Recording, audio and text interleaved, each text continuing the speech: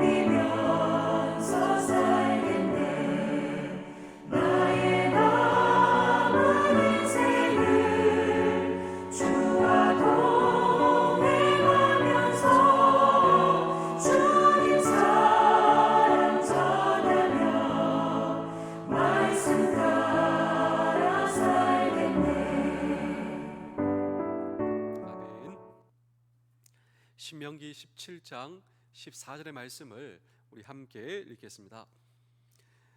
내가 내 하나님 여호와께서 내게 주시는 땅에 이르러 그 땅을 차지하고 거주할 때 만일 우리도 우리 주위의 모든 민족들 같이 우리 위에 왕을 세워야겠다는 생각이 나거든. 아멘. 성경의 역사는 왕의 역사입니다. 이 성경의 역사, 수많은 왕들이 나오죠. 그런데 성경의 역사는 그 수많은 왕들을 소개하고 업적을 소개하는 이러한 이 책이 아니라 성경의 역사는 왕의 역사인데 하나님이 왕이시다. 이것이 성경의 역사입니다. 성경의 역사는 세상의 사람이 왕이 아니라 하나님이 왕이시고, 하나님이 왕이시니 하나님께서 통치하시고 하나님께서 다스리신다. 내 영혼, 내 인생, 내 생명, 내 육체, 하나님의 통치 가운데 하나님의 인도하심과 하나님의 평화를 경험하며 한 걸음 더 나아가 우리 가정과 우리 부대와 이 민족, 이 나라에 하나님의 통치와 하나님의 다스리심, 그래서 하나님이 왕이십니다. 이것이 바로 오늘 이 성경 본문의 말씀의 핵심입니다. 그런데 하나님이 왕이시오, 하나님이 통치하시는 하나님의 백성들, 이스라엘 백성들은 끊임없이 눈에 보이는 왕을 원합니다. 아니, 하나님이 왕이시고 하나님께서 통치하시는 하나님의 나라인데 거기에 사는 백성들은 끊임없이 눈에 보이는 왕을 원한다라고 하는 것이죠. 왜냐하면 이 국제 정세를 바라보니, 이 다른 나라를 보니 강한 나라가 있거든요. 거기에는 강한 왕이 있는 것처럼 보여요. 아주 카리스마 강한 왕. 이러한 이스라엘 백성들의 연약함을 다 아시고, 그리고 미래에 이스라엘이 연약하여 왕을 구할 것을 미리 아시고, 오늘 성경 본문은 왕을 세우는 지침을 준비하게 하셨다. 이것이 바로 오늘 성경 본문입니다. 여러분, 참 놀랍지 않습니까? 하나님께서 우리를 아시고 우리 연약함을 아시고 배려하신다라고 하는 것이죠. 왜냐하면 진정한 왕이신 하나님은 현재도 아시고 우리의 과거도 아시고 미래를 아시고, 그렇기 때문에 우리를 품으신 하나님, 초월적인 왕, 이런 왕을 누가 대신하겠습니까? 이런 왕이 계시니 이 땅에서는 어떤 왕을 세워야 할 것인가 라고 하는 질문을 오늘도 우리는 이 성경 본문 속에 던지고, 자, 이 질문에 대한, 이 땅에서 어떤 왕을 세워야 할 것인가, 이 질문에 가장 완벽한 대답을 한 사람이 다윗이라고 생각합니다. 왜냐하면 그는 하나님의 마음에 합한 왕이었기 때문이죠. 우리 사무엘상 13장 14절을 보실까요?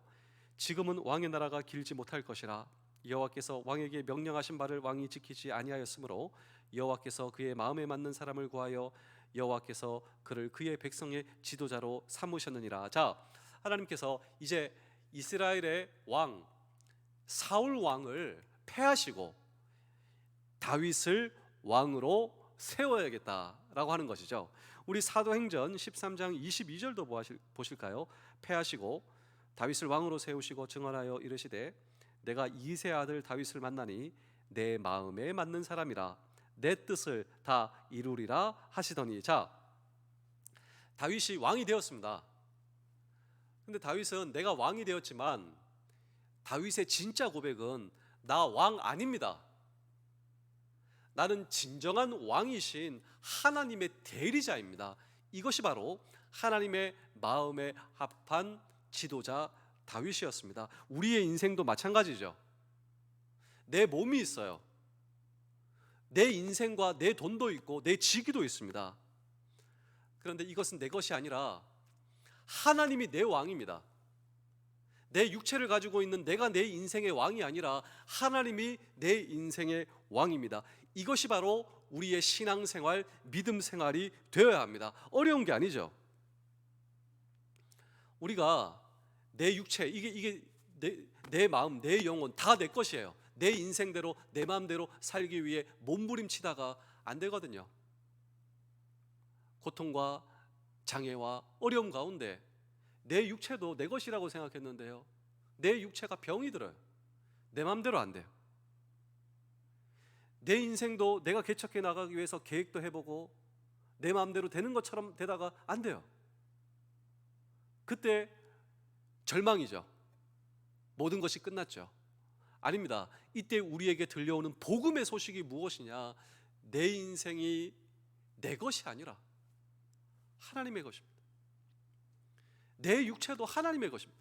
내 영혼도 하나님의 것입니다. 내 중심도 내 속사람도 하나님의 것입니다. 복음은 다른 것이 아닙니다. 내가 내 인생의 주인과 왕이 아니구나, 하나님이 주인이요 하나님이 왕이시구나, 이것이 복음이다라고 하는 것이죠. 이 복음 앞에 오늘 저와 여러분들이 어떻게 응답해야 할 것인가 라고 하는 질문을 오늘도 우리는 이 성경 본문 속에 던지고 함께 주의 음성을 들을 때, 첫 번째로 왕의 자격입니다. 우리 신명기 17장 14절을 읽겠습니다. 네가 네 하나님 여호와께서 너에게 주시는 땅에 이르러 그 땅을 차지하고 거주할 때 만일 우리도 우리 주위의 모든 민족들 같이 우리 위에 왕을 세워야겠다는 생각이 나거든. 자, 생각나거든. 하나님께서 우리의 연약함을 아시고 다 아셨습니다. 지침을 주신다라고 하는 것이죠. 왕을 세워야 하겠다 생각이 나거든. 그리고 왕의 자격이 나오는데, 여러분 먼저 생각해 보십시오. 여러분들이 생각하시는 왕의 자격, 어떤 사람들은 학위가 좀 있어야 된다, 좀 배웠어야 된다, 이렇게 말하는 사람도 있을 것이고, 왕을 하려면 좀 교육을 받아야 된다, 이렇게 생각하는 사람도 있을 것이고, 왕을 하려면 또 경험이 많아야 된다. 우리 하나님 아닙니다. 하나님이 생각하시는 왕의 기준이 있어요. 우리가 생각하는 왕의 기준이 있겠죠. 이것이 어떻게 다른지 염두하시며 우리 신명기 17장 15절의 말씀을 함께 읽어보겠습니다. 시작. 반드시 너희 하나님 여호와께서 택하신 자를 너희 위에 왕으로 세울 것이며 너희 위에 왕을 세우려면 내 형제 중에서 한 사람을 할 것이요 내 형제 아닌 타국인을 내 위에 세우지 말 것이며. 자, 여기서 보시면 왕의 조건이 나오는데요, 어떤 사람이 왕의 조건을 가지고 있습니까? 어떤 경력과 어떤 교육과 어떤 학위를 가지고 있는 사람이 왕이 아니라, 왕은 철저하게 하나님께서 선택하신 자가 되어야 한다라고 하는 것입니다.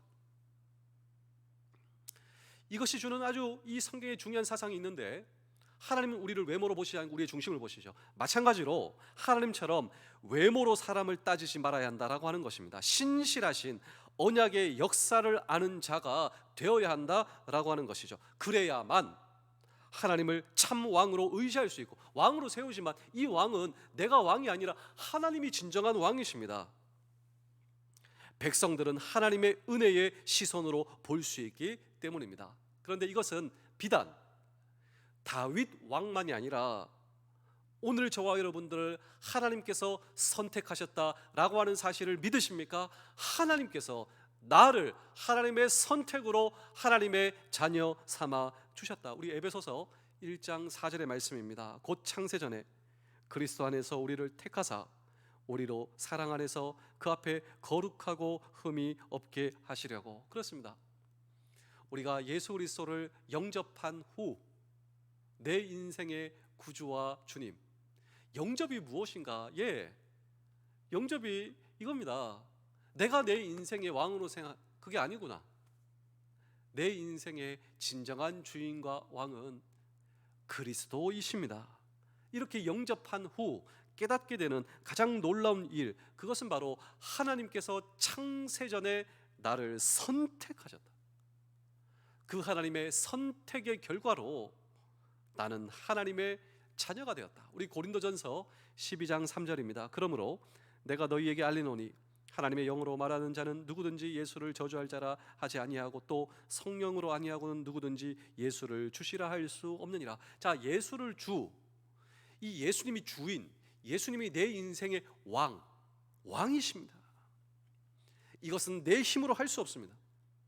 이것은 구원의 체험 그 건너편에 우리를 하나님의 자녀로 계획하신 하나님의 계획과 선택이 있었다라고 하는 사실입니다.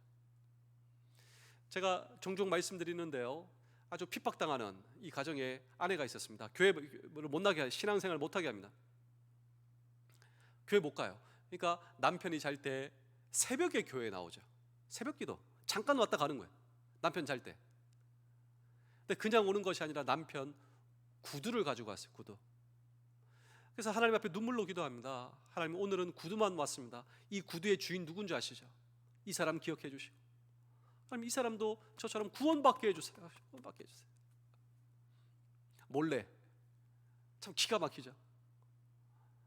그래서 어느 날 이걸 남편한테 얘기했습니다. 나 사실 나 교회 갔다고, 당신 구두 가지고 왔다고, 이렇게 기도했다고.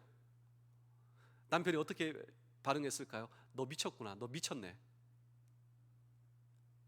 아니, 남편 입장에서는 그렇죠. 그 돌아오는 주일날 남편이 아내에게 야 가자, 교회 가자. 아내 깜짝 놀랐어요.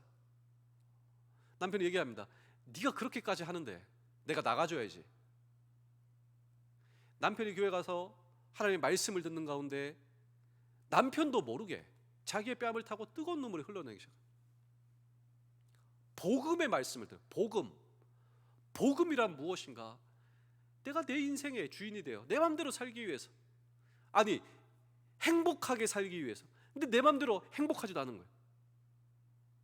하나님이 내 인생의 주인이시고 하나님이 내 인생의 왕이시고, 그분을 영접하여 그분을 의지하고 그분이 나를 다스려 주실 때 진정한 인생의 행복을 경험할 수 있습니다. 그분이 나의 아버지십니다. 그분이 나의 창조주이십니다.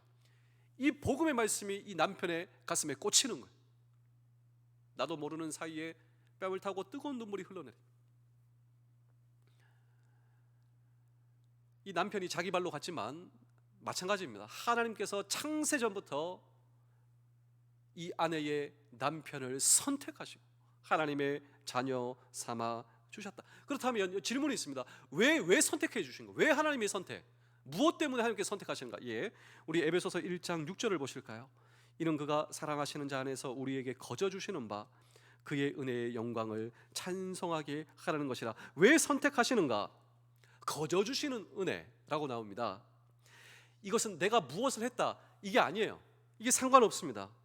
거저 주시는 은혜, 일방적인 하나님의 은혜를 받은 우리가 하나님의 영광을 영원토록 찬송하게 하기 위해서, 하나님을 찬송하는 데 저와 여러분들을 사용하시기 위해서 하나님께서 저와 여러분들을 선택하셨다. 그렇습니다.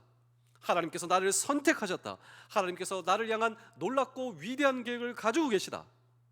이것이 바로 복음의 문을 열고 들어온 사람들이 하나님 앞에 보여야 할 반응입니다. 하나님께서 나를 선택해 주셨다. 하나님께 나를 선택해 주셨다. 우리 고린도전서 1장 27절에서 29절입니다. 그러나 하나님께서 세상에 미련한 것들을 택하사 지혜 있는 자들을 부끄럽게 하시려고 세상에 약한 것들을 택하사 강한 것들을 부끄럽게 하려 하시며 하나님께서 세상에 천한 것들과 멸시받는 것들과 없는 것들을 택하사 있는 것들을 폐하려 하시나니 이는 아무 육체도 하나님 앞에서 자랑하지 못하게 하려 하심이라. 하나님께서 나를 선택하신 이유가 있다면 내가 약하고 내가 연약하고 내가 미련하고 천하기 때문에 그런 나를 택하여 주셨으니 이게 얼마나 감사합니다. 영원토록 하나님을 찬송하게 하기 위해서, 영원토록 하나님을 높여드리게 하기 위해서, 내가 절대로 내 자신을 자랑하지 못하게 위해서, 내 인생의 주인과 왕은 내가 아니라 하나님이십니다. 이런 고백을 영원토록 하기 위해서 그 은혜에 응답하며 하나님께서 나를 선택하셨습니다. 이 하나님의 선택을 굳게 붙잡고 있는 것이 믿음의 승리의 비결이다. 우리 베드로후서 1장 10절입니다. 그러므로 형제들아 더욱 힘써 너희의 부르심과 택하심을 굳게 하라. 너희가 이것을 행한즉 언제든지 실족하지 아니하리라. 하나님께서 나를 선택하셨음에 이 선택을 굳건하게 합니다. 이런 하나님의 선택을 붙드심으로 우리의 믿음의 생활에서 승리하시는 우리 모두 되실 수 있기를 주의 이름으로 축복합니다. 두 번째로 이스라엘 백성들의 반응입니다. 우리 신명기 17장 16절입니다. 그는 병마를 많이 두지 말 것이요 병마를 많이 얻으려고 그 백성을 애굽으로 돌아가게 하지 말 것이니 이는 여호와께서 너희에게 이르시기를 너희가 이후에는 그 길로 다시 돌아가지 말 것이라 하셨으며. 자, 이게 굉장히 역설적인 고백입니다. 자, 이스라엘 백성들이 하나님의 도우심으로 출애굽하게 되었죠. 애굽에서 나오게 되었습니다. 그러니까 하나님이 왕이시고 그 왕이신 하나님께서 우리를 인도하여 주신 것이죠. 근데 이스라엘 백성들은 어떻습니까? 전혀 반대로 응답하고 있는데, 하나님께서 왕이 되셔서 우리를 건져 주셨는데 그들을 핍박한 이집트의 파라오 왕, 이집트의 왕, 그 왕을 달라고 하는 것입니다. 그들을 핍박한 왕을 우리를 달라고. 구원의 은총을 입고서도 병마를 의지하여 내일을 대비하려고 하는 것이 이스라엘 백성들 전혀 다른 반응이다라고 하는 것이죠. 그래서 하나님은 병마보다 하나님을 의지해야 한다. 하나님이 왕이시다. 그래서 다윗이 이런 고백을 합니다. 우리 신명기 17장 18절에서 20절 읽어보실까요? 그가 왕위에 오르거든 이 율법서의 등사본을 레위 사람 제사장 앞에서 책에 기록하여 평생에 자기 옆에 두고 읽어 그의 하나님 여호와 경외하기를 배우며 이 율법의 모든 말과 규례를 지켜 행할 것이라. 그리하면 그의 마음이 그의 형제 위에 교만하지 아니하고 이 명령에서 떠나 좌로나 우로나 치우치지 아니하리니 이스라엘 중에서 그와 그의 자손이 왕위에 있는 날이 장구하리라. 자, 이스라엘 왕은 하나님의 말씀을 평생 읽고 하나님의 말씀을 배우고 하나님의 말씀 위에 행하여야 한다 말씀하고 있습니다. 자기 위에 진정한 왕이 계시고 그 왕의 말씀을 따라서만 통치하라라고 하는 뜻인 것이죠. 왕은 역시 자기도 하나님의 백성임을 명시하고, 자기가 왕이지만 왕이신 하나님의 백성입니다. 이게 다윗입니다. 하나님께서 왕으로 세우시면 나 왕 아닙니다. 하나님이 왕이십니다. 그 하나님께 저 하나님의 백성입니다. 이걸 명심하고, 백성이 자신의 신하들이 아니라 하나님의 백성이며 자신 역시 형제임을 기억해야 한다라고 하는 것입니다. 따라서 오늘 이 성경 말씀은 인간적 능력이나 선호를 따라 지도자를 선택하는 것이 아니라 하나님과 백성들을 두려워할 줄 알고 말씀을 경청하고 순종할 수 있는 지도자가 세워지도록 기도하며 선택하라라고 하는 것이죠. 또한 백성들에게는 지도자가 말씀과 동행하는 길로 가도록 끊임없이 살피고 기도할 책임이 있다. 제가 마지막으로 한 편의 이야기를 들려드리고 오늘 설교를 마치겠습니다. 구절에 보시면 이 다윗이 왕이 되었습니다. 원래 이 다윗은 뭐 하는 사람이었죠? 목동이었습니다. 이 목동은 낭만적인 직업이 아니라 가장 당시에 천한 직업이었어요. 근데 목동을 하다가 어느 날 왕이 되었습니다.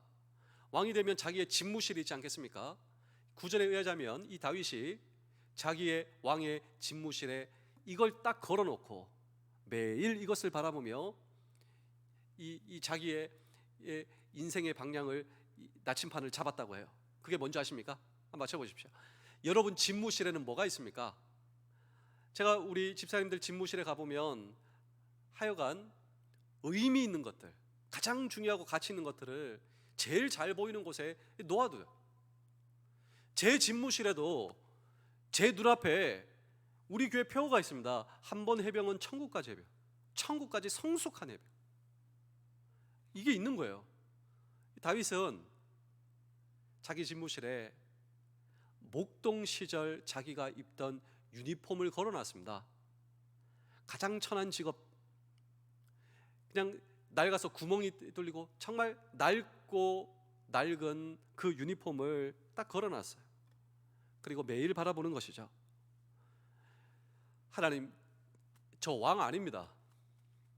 하나님께서 왕으로 세워주셨지만 저는 목동입니다.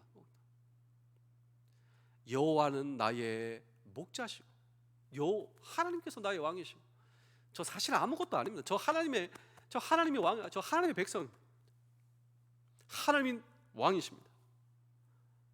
오늘 저와 여러분도 우리에게 주어진 모든 삶의 터전에서 하나님께서 왕이십니다. 왕이신 하나님께서 나를 지켜주시고 인도하여 주옵소서. 여호와는 나의 목자시니 내게 부족함이 없으리로다. 이 고백이 우리 모두의 고백 되시기를 주의 이름으로 축복합니다. 기도하겠습니다. 오늘도 나를 지키시는 나의 목자, 나의 왕이신 하나님 아버지 사랑합니다. 하루를 시작하며 나의 사랑을 주님께 고백합니다. 지친 몸과 마음으로 시작하는 아침이라 할지라도 제 안의 구원의 기쁨을 회복하셔서 주님을 향한 사랑으로 새 힘을 가지고 오늘 하루 승리할 수 있도록 인도하여 주시옵소서.